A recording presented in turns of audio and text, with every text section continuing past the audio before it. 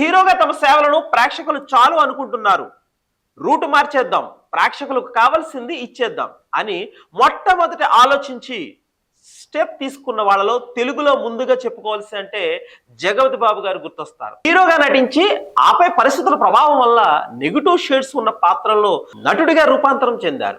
ఇందుకు ఇంట్రడక్షన్ ఎందుకంటే ఈ మధ్య కాలంలో సీనియర్ హీరో మాధవన్ సైతం క్యారెక్టర్ ఆర్టిస్ట్ గా విలన్ గా వరుస సినిమాలు చేస్తున్నాడు. లవర్ బాయ్ ఇమేజ్ సొంతం చేసుకున్న మాధవన్ సడన్ గా విలన్ గా కూడా నటించి మెప్పిస్తున్నారు.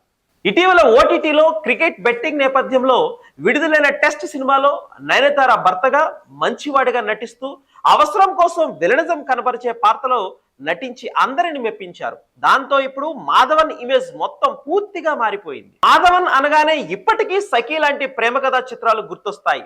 అలాంటి మాధవన్ ఇక హీరోయిజం ఉన్న సినిమాలు తన నుంచి ప్రేక్షకులు ఆశించడం లేదని గుర్తించి మెల్లగా విలన్ గా మారుతూ వచ్చారు. ఇటీవల కాలంలో సైతాన్ టెస్ట్ సినిమాల్లో చెడ్డవాడి పాత్రల్లో టర్న్ అయ్యారు.